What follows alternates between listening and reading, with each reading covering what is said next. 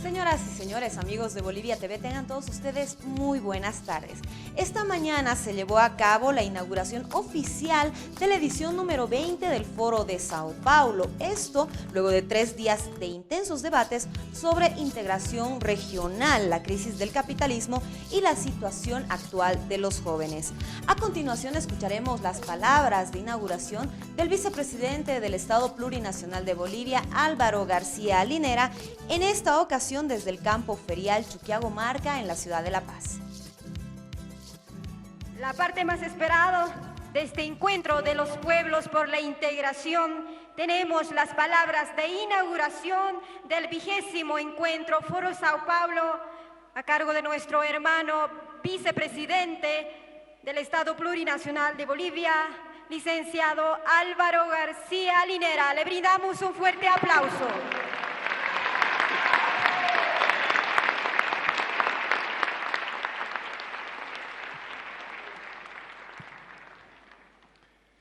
Hermanos y hermanas, muy buenos días.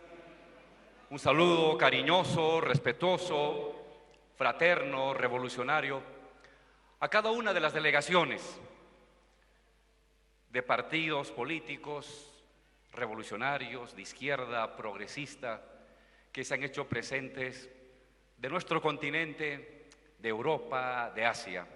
Bienvenidos a esta patria de gente sencilla, luchadora, peleadora, insurgente y revolucionaria que se llama Bolivia. Muchas gracias por su presencia acá.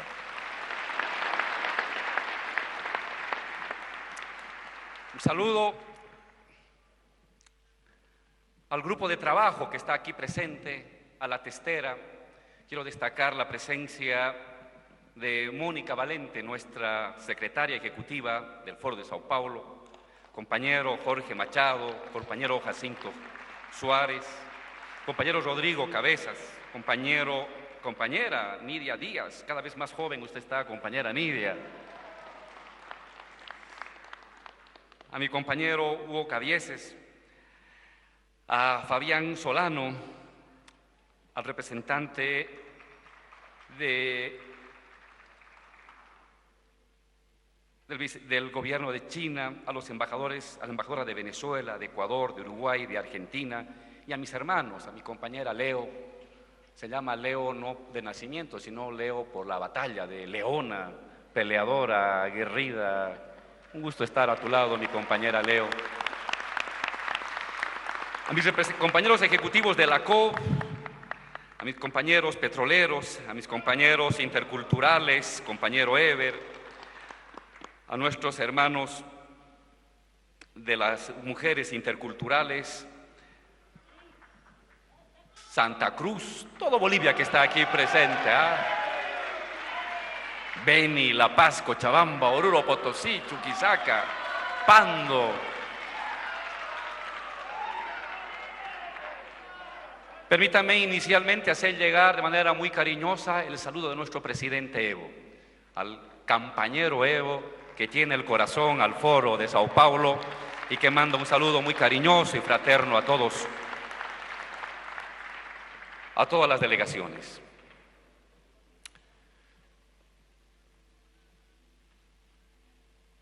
Hace 24 años, cuando dio a luz el Foro de Sao Paulo, el mundo que vivíamos era otro. Se había derrumbado frente a nuestros ojos la Unión Soviética.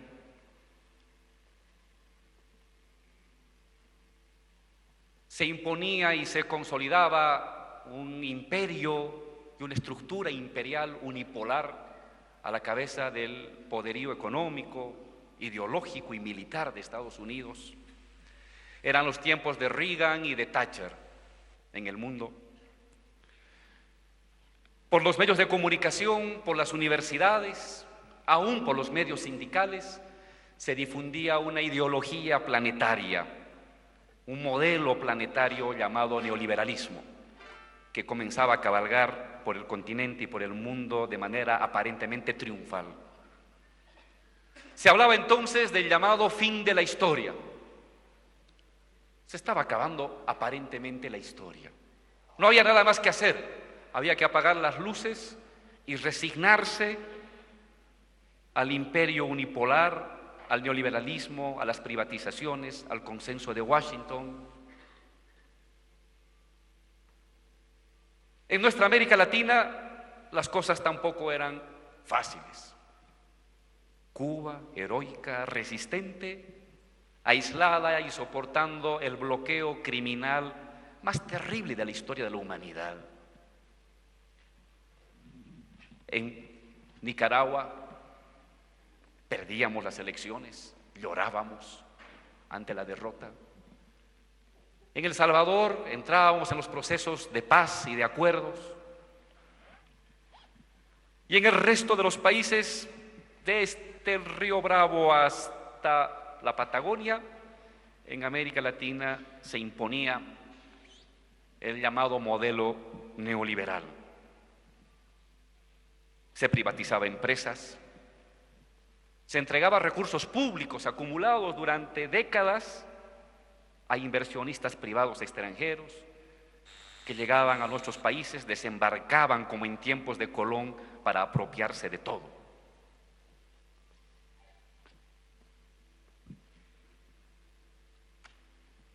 Han pasado 24 años y no cabe duda de que el mundo hoy es muy distinto a cuando dio lugar el Foro de Sao Paulo. Ha cambiado. Las cosas y la estructura y las deliberaciones y las luchas que desde entonces se impulsaron, se deliberaron, se propusieron, no han sido en vano. Hoy estamos asistiendo a 24 años del nacimiento del Foro, a una lenta pero irreversible decadencia del hegemón norteamericano. Estados Unidos no es más la potencia imperial dirigente del mundo. Sigue dominando, pero tiene que hacerlo usando sus cañoneras, sus tropas especiales, su intervencionismo brutal en cada una de las regiones. China y Europa van quitándole el liderazgo económico. No hablamos todavía de un mundo multipolar, pero está claro que el hegemón exclusivo, omnipotente y omnipresente de Estados Unidos hoy ya no es más. Sigue siendo dominante en base a la fuerza, pero ya no en base al liderazgo, a la convocatoria y a su poderío irrebatible a nivel económico. Hay una especie de proliferación de micropoderes regionales en el mundo. Y en América Latina, como nunca antes había pasado en la historia de nuestras formaciones nacionales, estamos asistiendo al surgimiento, a la proliferación de gobiernos progresistas y revolucionarios por el continente. En poco menos de 15 años, el neoliberalismo, con sus secuelas de privatización, de desconocimiento de derechos laborales, de entrega de recursos públicos a extranjeros, de sometimiento a los organismos financieros del consenso de Washington, Banco Mundial, Fondo Monetario, en América Latina como nunca eso se viene desmontando. Hoy podemos decir que en América Latina ha surgido de manera genérica un modelo post-neoliberal. Hablar de neoliberalismo en América Latina cada vez se asemeja a hablar de un arcaísmo. Es casi como hablar del Parque Jurásico. Hace 15 años, neoliberalismo era la Biblia. Hoy el neoliberalismo es un arcaísmo que lo estamos botando al basurero de la historia, de donde nunca debía haber nunca debía haber salido. El mundo es otro. El mundo es otro. La historia continúa. la ideología y el falso macrorrelato del fin de la historia se ha derrumbado ante la emergencia de luchas, de proyectos, de insurgencias que se han expandido a lo largo de todo el continente. Quiero mencionar, a raíz de estos sucesos, 5 conquistas y 5 tareas para preservar, para profundizar los procesos revolucionarios, no solamente en el continente latinoamericano, sino Europa, Asia, África, que en general el mundo. La primera lección y el primer logro que quisiera mencionar de esta insurgencia latinoamericana: la democracia como método revolucionario. Hasta antes habíamos asumido la democracia como una sospechosa etapa previa a la revolución, y nos habíamos preparado para ello. Y las circunstancias de dictadura y de dominación colonial habían creado las condiciones para esa visualización de la democracia meramente como una etapa previa de un proceso superior llamado revolución. Lo que América Latina ha mostrado en estos 15 años, en estos últimos 10 años, es que no, es que la democracia se está convirtiendo, y es posible convertirla, en el medio y en el espacio cultural de la mismísima revolución, lo que en Bolivia llamamos la revolución democrática.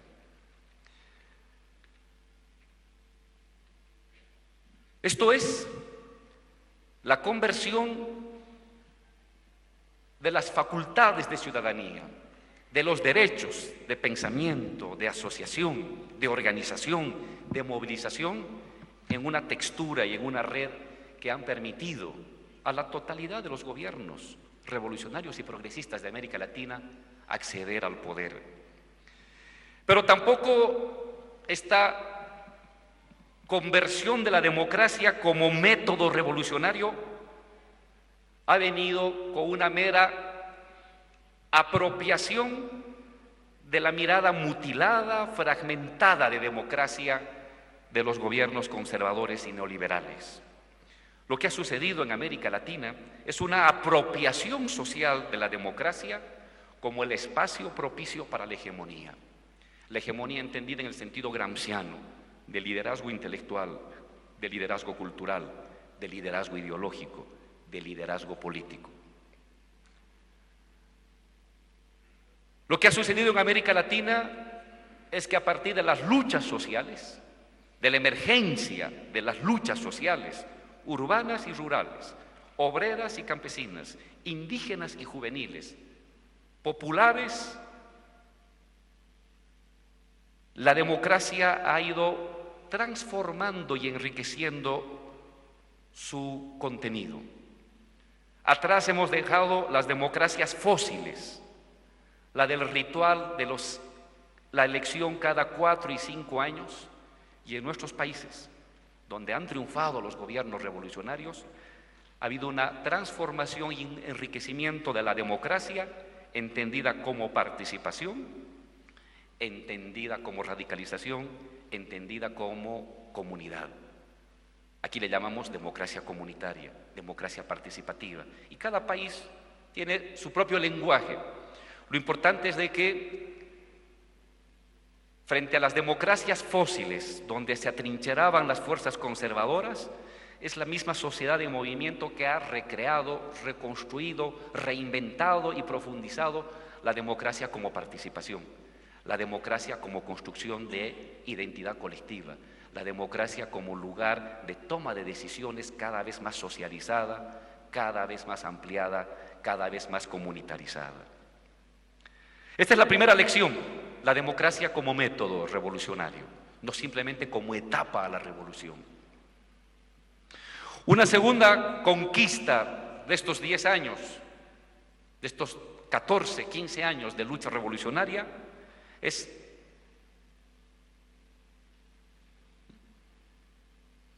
la concepción de la gobernabilidad y de la legitimidad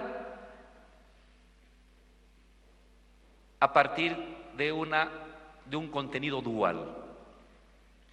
Hoy las sociedades latinoamericanas y los gobiernos revolucionarios han conseguido su estabilidad y su gobernabilidad, no únicamente apegándose a los mecanismos de la victoria electoral y de los mecanismos institucionales del Parlamento, del Ejecutivo y sus instituciones, sino que el otro componente fundamental de la gobernabilidad revolucionaria, de la legitimidad revolucionaria, es la presencia popular y la movilización social en las calles. No me equivoco al decir que las victorias de la izquierda latinoamericana son fruto de procesos de movilización en el ámbito cultural e ideológico, pero también en el ámbito social y organizativo. El caso de Bolivia es eso. Uno no podría entender la victoria de nuestro presidente Evo sin las luchas, sin la guerra del agua, sin la guerra de la coca, sin la guerra del gas, sin las movilizaciones populares que fueron creando un tejido denso de participación, de movilización social que garantizó no solamente la victoria electoral, sino también la estabilidad del gobierno revolucionario y la capacidad social para enfrentar las intentonas golpistas, las conspiraciones de derecha que se han sucedido a lo largo de los últimos años. Tenemos entonces que la conquista del poder en nuestros países puede ser visto como una prolongación electoral de la capacidad de movilización y de resistencia colectiva. La legitimidad de nuestros países viene entonces por victoria electoral, pero también por movilización permanente y acción colectiva de los distintos movimientos sociales. En Bolivia le llamamos, y eso se ha traducido, en la existencia de un gobierno de movimientos sociales. Hoy en Bolivia, más que un partido, más que el MAS, y aquí quiero citar la hermosa frase del compañero Damián Condori de la CESUD-CB que decía: nosotros, como Confederación Campesina, no somos del MAS. El MAS es nuestra criatura, es nuestro hijo. Y en ese sentido controlan la dirección, el comando y las líneas estratégicas del partido. Este es un aporte continental. La organización social, las estructuras sociales diversas, como fuerza y como bloque de poder que se traduce electoralmente en partidos políticos, en organizaciones políticas que entran a la victoria electoral en las elecciones. El tercer logro de estos 14 años, el desmontamiento del neoliberalismo. Aún vemos con pena cómo en países de Europa prevalece todavía esta ideología y este mecanismo de succionamiento de las capacidades humanas para depositarla en un puñado de manos privadas. Y cuando vemos las decisiones que se toman en Grecia, en Italia, en España o en Francia, uno ya conoce el libreto, porque lo vivimos aquí hace 10 o hace 20 años. Empobrecimiento de los trabajadores, debilitamiento del Estado, enriquecimiento de unas cuantas empresas, pérdida de derechos. Eso que aún todavía cabalga en algunos países y algunas regiones del mundo, en América Latina lo venimos desmontando. ¿Qué ha significado el desmontamiento del modelo neoliberal y la entrada en lo que se ha denominado el post-neoliberalismo?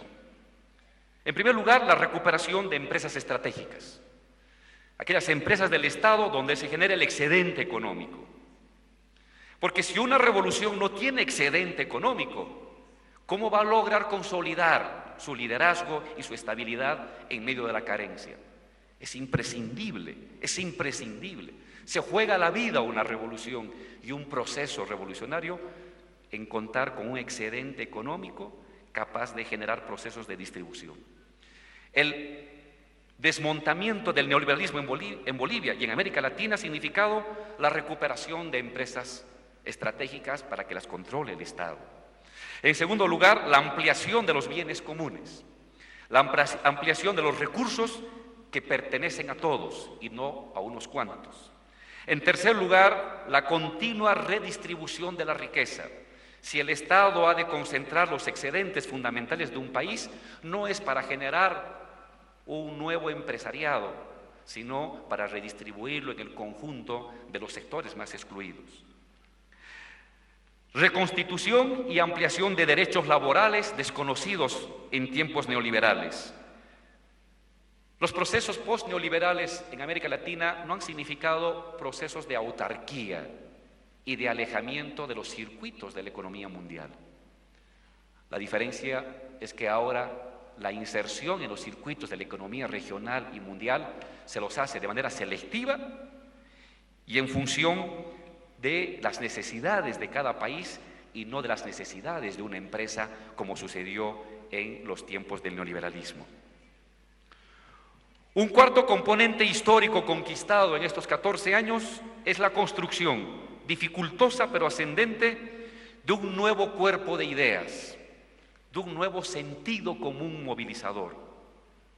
No olvidemos, compañeros, que la política es fundamentalmente la lucha por la dirección de las ideas fuerza, de las ideas dirigentes, de las ideas movilizadoras de una sociedad. Y el Estado, y todo revolucionario lucha por el poder del Estado, es mitad materia y mitad idea. Todo Estado, el conservador y el revolucionario, el que está establecido y el que está en transición, es materia, es institución, es organización, es correlación de fuerzas, pero también es idea, es sentido común, es fuerza movilizadora en el ámbito de la ideología. Los pueblos no solamente luchan porque sufren, los pueblos luchan y están dispuestos a entregar la vida porque saben y porque creen que hay una esperanza de acabar con el sufrimiento. Y cuando la izquierda en estos 14 años ha sido capaz de crear una esperanza, una posibilidad de victoria, una posibilidad de transformación de la vida cotidiana, lo ha logrado en la mente y en el corazón. Y a partir de ese momento ha convertido esa fuerza en la idea en fuerza electoral, la fuerza electoral en fuerza estatal, la fuerza estatal en fuerza económica.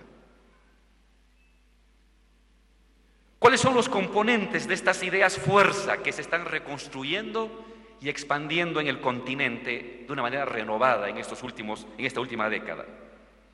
Primero, la pluralidad de identidades. Hemos aprendido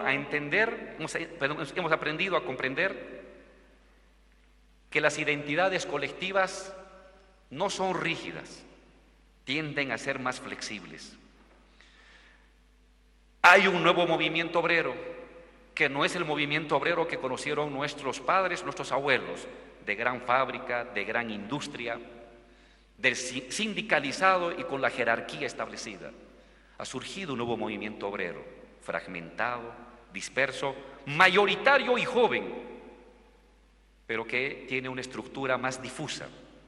Y la habilidad de los partidos políticos tiene que ser cómo entroncar, cómo habilitar espacios de articulación de este nuevo movimiento obrero, más fragmentado materialmente, pero más fuerte, más numeroso que antes. El surgimiento de la identidad indígena campesina como fuerza transformadora de nuestros países. En Bolivia, el movimiento indígena campesino es el eje articulador de lo popular. Ha sido en torno a lo indígena campesino que lo obrero, que lo fabril, que lo vecinal, que lo estudiantil, que los intelectuales, que los profesionales han encontrado el centro para articular expectativas, demandas y crear un frente único frente a la derecha y los sectores neoliberales. La juventud y formas complejas de organización urbana, citadina, frente a los cuales los partidos de izquierda tienen que tener la apertura y la habilidad de sumar fuerzas, de comprender sus necesidades y de crear espacios de deliberación, de participación y de movilización en torno a los ejes nucleares del movimiento obrero y del movimiento indígena campesino. Un segundo elemento de estas nuevas ideas fuerza es, no cabe duda, el antiimperialismo y el anticolonialismo. Antiimperialismo entendido no como un rechazo al pueblo norteamericano. Nunca se rechaza a los pueblos. El antiimperialismo entendido como un rechazo y resistencia a las estructuras de dominación de otros países, de Estados Unidos o de Europa, respecto a nuestras decisiones. América Latina es para nosotros. Nosotros sabremos qué hacemos con nuestro país, con nuestro continente, y no tiene que venir nadie a decirnos ni a darnos lecciones de cómo producir mejor o de cómo pensar mejor. El antiimperialismo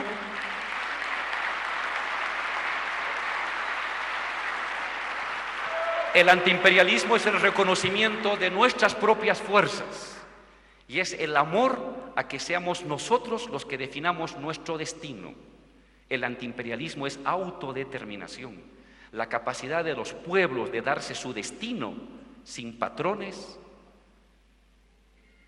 sin reyes y sin jerarcas. Eso es el antiimperialismo. Pero también en estos últimos 15 años ha surgido lo que podríamos denominar una especie de pluralismo socialista. Unos partidos, unos países con mayor intensidad, otros con menor intensidad, unos entendiendo a su modo, otros entendiendo de otro modo. Hay una reflexión colectiva de lo que tiene que ser y de lo que significa el socialismo. Hay un pensamiento renovado socialista y en el caso de Bolivia comunitarista respecto a la construcción de una sociedad que vaya más allá, no solamente del neoliberalismo, sino que vaya más allá del propio capitalismo. Por último, un quinto logro es un renovado internacionalismo y expectativa de integración regional. La fundación del ALBA, de UNASUR, del CELAC, son construcciones inéditas en la historia de nuestro continente. Hace 20 años, hace 30, hace 40, hace 50, se creaban estructuras continentales, pero todas eran dirigidas, organizadas, financiadas y administradas por Estados Unidos. Estas estructuras se constituyen en estructuras en las que los latinoamericanos decidimos cómo comenzar a construir nuestra unidad.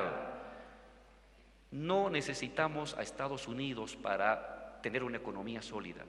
No necesitamos a Estados Unidos para ser democráticos. No necesitamos a Estados Unidos para tener crecimiento. No necesitamos a Estados Unidos para crecer y para mejorar las condiciones de vida. CELAC es eso. Es la autorreflexión de América Latina de la necesidad de unificar sus fuerzas para construir un Estado continental que será plurinacional, con estructuras financieras, productivas y tecnológicas que permitan pasar de la unificación y la integración política e ideológica a la integración económica, material y tecnológica, que es el gran reto que tenemos los latinoamericanos en este siglo XXI. Estos son los 5 logros, pero ahora quedan 5 tareas. Hemos avanzado bastante aquí, el mundo ha cambiado, Latinoamérica ha cambiado, pero ni el mundo ni Latinoamérica han cambiado lo suficiente, y el objetivo es de que se transforme de manera más radical. Desde nuestra experiencia aquí en Bolivia, consideramos que los revolucionarios, las organizaciones sociales, los sindicatos, las comunidades, los gobiernos progresistas, los gobiernos revolucionarios, tenemos al menos 5 metas para adelante.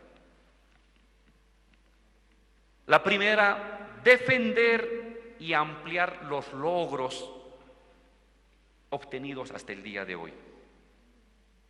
No es posible y sería terrible para los procesos de emancipación revolucionaria que se diera un retroceso. Es deber de cada revolucionario, es deber de cada persona que piensa en su país, en su patria, en los pobres, en los humildes, en la unidad latinoamericana, defender lo avanzado hasta aquí. ¿Qué es insuficiente? Claro que es insuficiente lo que se ha avanzado, pero no se conquista más logros retrocediendo a las garras del neoliberalismo ni de la presión y el chantaje imperialista. Si queremos avanzar más adelante, hay que preservar lo conseguido aquí. Una revolución, si se detiene, retrocede. Una revolución, para consolidarse, tiene obligatoriamente que profundizarse. Para ello requerimos ampliar en función de las necesidades y posibilidades de cada país, de cada gobierno, de cada estado, en función de gobierno hoy en América Latina, ampliar los bienes comunes, distribuir más riqueza, expandir la soberanía y, ante todo, irradiar esta fuerza, esta ideología, esta experiencia a otros países del continente que aún están lamentablemente bajo las garras de la intervención imperial y bajo la ideología de los modelos neoliberales. Una segunda necesidad: necesitamos ampliar los logros económicos y estabilizar el modelo de desarrollo hasta aquí conquistado. Antes de ser gobierno, ¿qué era lo fundamental? Tener proyecto y capacidad de movilización. Cuando se esté en gobierno, ¿qué es lo decisivo? Mejorar la economía, mantener y profundizar el proyecto y garantizar capacidad de movilización. Las condiciones de lucha antes de ser gobierno en parte se modifican cuando uno es gobierno. La movilización tiene que ser perpetua. Esa es la garantía de cualquier resistencia, de cualquier victoria y de cualquier defensa frente a la derecha y las fuerzas conservadoras. El proyecto tiene que permanentemente retroalimentarse, tiene que permanentemente enriquecerse. Una revolución siempre es un proyecto, es un porvenir. Siempre tiene que haber ante la sociedad y con la sociedad nuevos horizontes, nuevos objetivos que movilicen el espíritu, el alma, el esfuerzo, la inteligencia, el sacrificio de una sociedad. Pero en gobierno se suma una tercera tarea, que es garantizar crecimiento económico, que es garantizar mejora económica, que es garantizar aumento de la felicidad de cada una de las personas, especialmente de los más débiles, de los más necesitados, de los más oprimidos, de los más abandonados. Toda revolución en el mundo, desde los tiempos de Marx, siempre ha tenido una cualidad: siempre es por oleadas, nunca es un proceso ininterrumpido de ascenso social, no, es por oleadas, va y viene, va y viene, va y viene. En Bolivia sucedió eso. El 2000, la primera oleada, guerra por el agua, reflujo. Nueva oleada, 2003, guerra del gas, reflujo. Nueva oleada, 2005, victoria electoral, reflujo. Nueva oleada, 2008, asamblea constituyente y derrota política y militar de la derecha golpista. Toda revolución siempre es por oleada. El momento del ascenso social es el momento de la comunidad heroica, del sacrificio pleno. El momento del repliegue y del leve descenso social es el momento de la satisfacción de las necesidades. El valle, satisfacción de necesidades. La cresta de la ola, momento heroico. Todo revolucionario y todo partido revolucionario tiene que saberse mover en ambas dimensiones, en ambos momentos. El del gran flujo ideológico, cultural, heroico y espiritual, y el momento del reflujo, donde la gente va a reclamar y pedir satisfacción de necesidades básicas. Y luego vendrá un nuevo flujo y un nuevo reflujo. Y todo proceso revolucionario y todo Estado revolucionario tiene que saber conducir y administrar esas dos lógicas de la acción colectiva. Una revolución, y eso estamos aprendiendo hoy, es también capacidad de gestión económica. Tenemos que compartir las experiencias entre nuestros países. Hay gobiernos revolucionarios y progresistas en América Latina y tenemos que compartir los logros. ¿Qué se puede hacer? ¿Qué no se puede hacer? Y tenemos que compartir esos logros con las otras organizaciones sociales que aún no son gobierno, pero que tienen que irse preparando para gobierno. Prepararse para gobierno no es solamente tener la capacidad de contestar y de resistir, sino la capacidad de proponer y de gestionar. Esta es una lucha de largo aliento. Es una lucha que va a durar décadas. Y hay que estar preparado para los momentos de enfrentamiento y para los de gestión, para los momentos de irradiación ideológica y espiritual y para los momentos de satisfacción de necesidades básicas. La tercera tarea que tenemos los revolucionarios: reforzar las tendencias comunitarias y socialistas de la experiencia cotidiana. Hoy estamos en un periodo de transición. Le hemos llamado post-neoliberalismo. Pero el post-neoliberalismo tiene a su vez dos opciones. A la larga, convertirse en un capitalismo más humano, más social, más participativo, pero capitalismo al fin. O ser el post-neoliberalismo, el tránsito y el puente hacia una sociedad postcapitalista. No va a ser fácil y no se decide en un día ni en una elección. Serán décadas en las que este tránsito postneoliberal definirá si se convierte en uno y en otro. Y los revolucionarios estamos aquí no para administrar un buen capitalismo, sino para cabalgar el capitalismo en la transformación y en la negación hacia una sociedad socialista, comunitaria.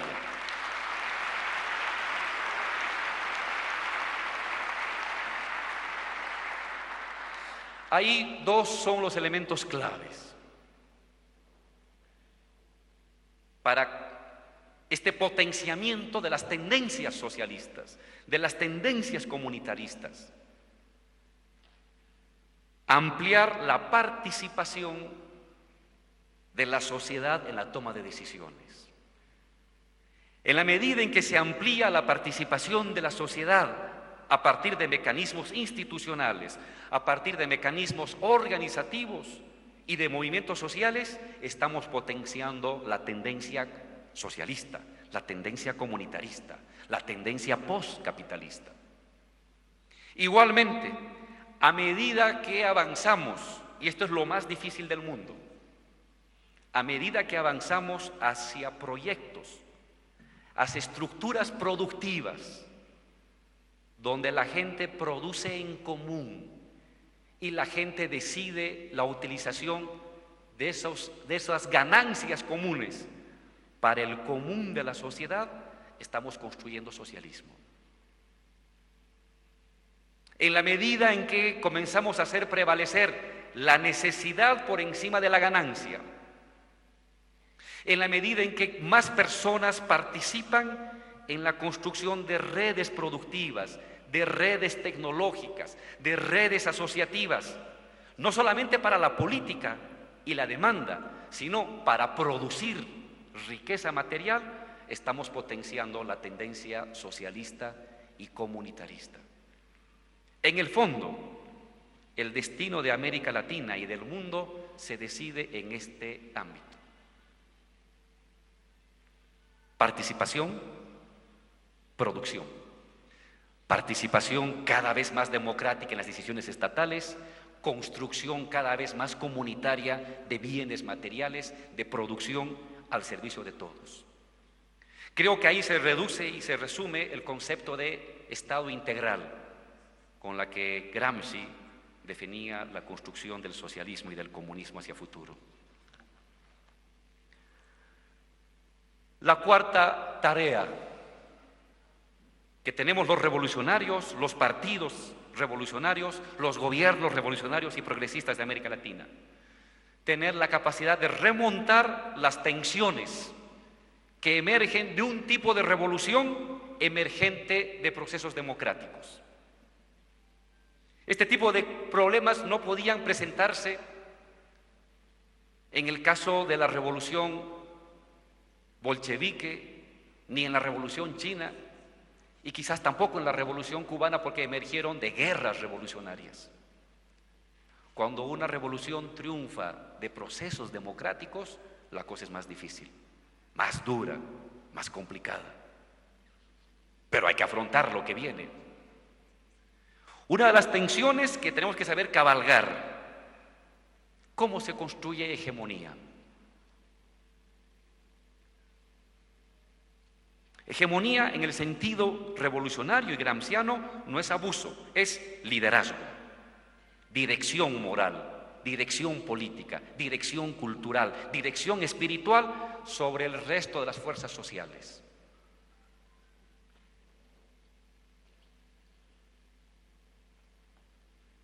Una revolución tiene que permanentemente ampliarse, irradiarse a otros sectores.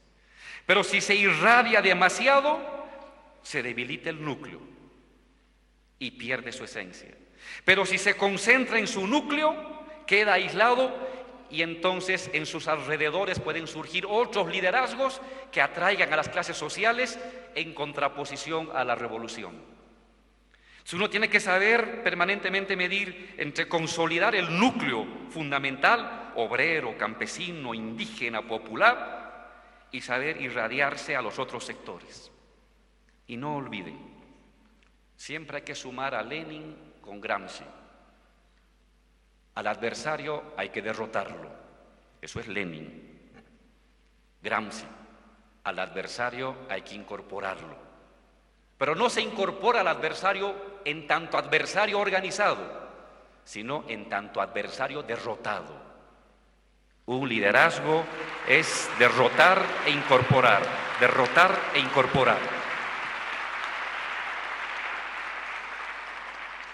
Una segunda tensión propio de un proceso revolucionario: Estado y movimientos sociales. Todo Estado tiende a ser concentración de decisiones, por eso es Estado.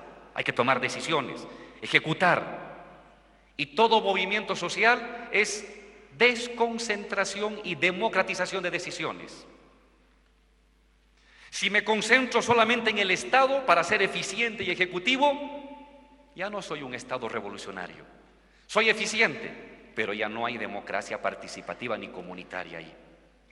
Si solamente me concentro en la participación y la deliberación y pierdo la capacidad ejecutiva, entonces ese gobierno no tendrá resultados. Y nuestra propia gente con el tiempo demandará resultados, y la derecha puede aparecer ahí como la que sí ofrece resultados con eficiencia y darse un giro ideológico en la sociedad. Entonces un gobierno revolucionario tiene que cabalgar las dos cosas.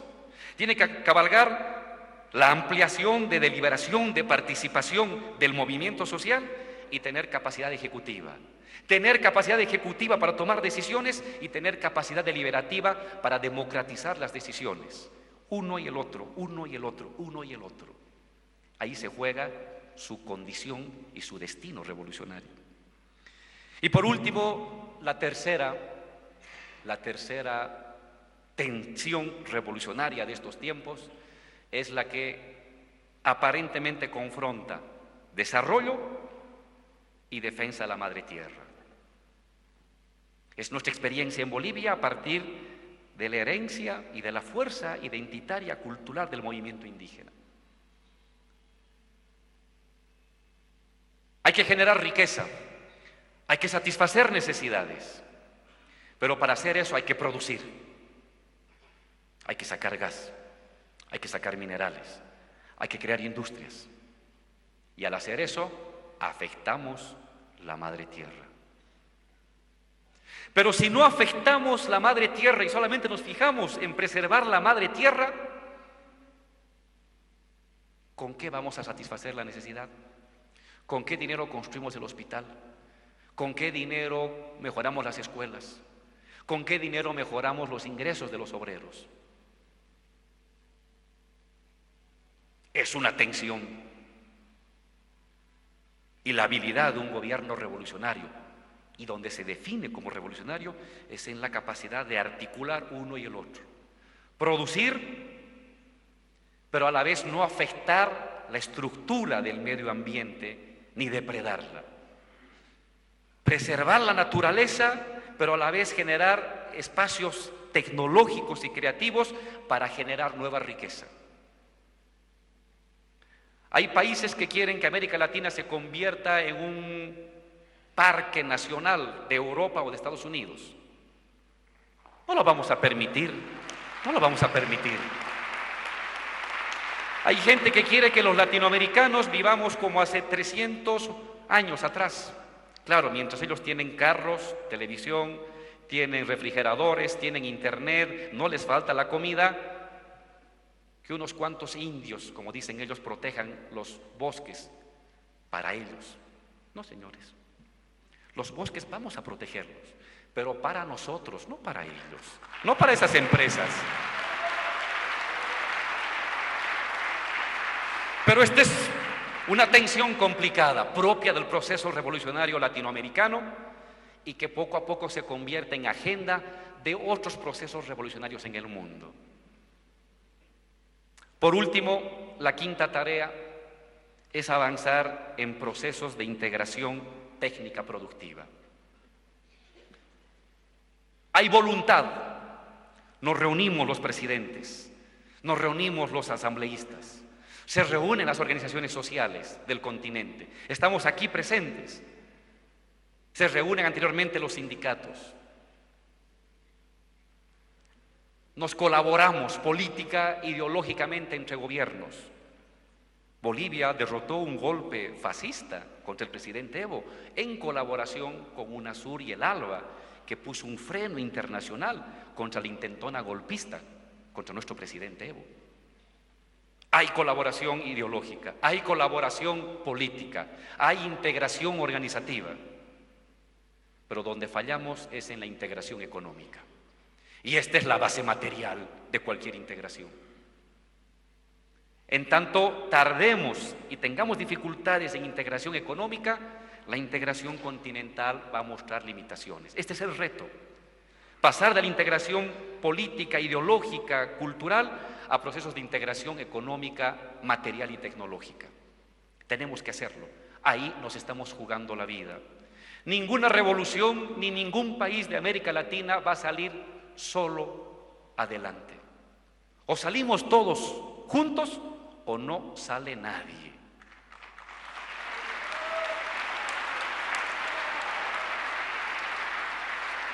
Hermanos y hermanas, esta es nuestra experiencia sencilla, esta es nuestra experiencia de un proceso revolucionario dirigido por nuestro presidente Evo y los movimientos sociales. Hasta ahí hemos avanzado, depositamos esta experiencia, estas preocupaciones para el resto de las organizaciones sociales hermanas del continente y del mundo. Y también venimos aquí a oír, a aprender de sus experiencias, porque juntos tendremos la capacidad de construir un nuevo mundo comunitario y socialista. Muchísimas gracias. Esas fueron las palabras del vicepresidente del Estado Plurinacional de Bolivia, Álvaro García Linera, en la inauguración oficial de la edición número 20 del Foro de Sao Paulo. El vicepresidente apuntaba que hablar de neoliberalismo en América Latina es hablar de un arcaísmo ante los cambios que se están viviendo en los últimos tiempos.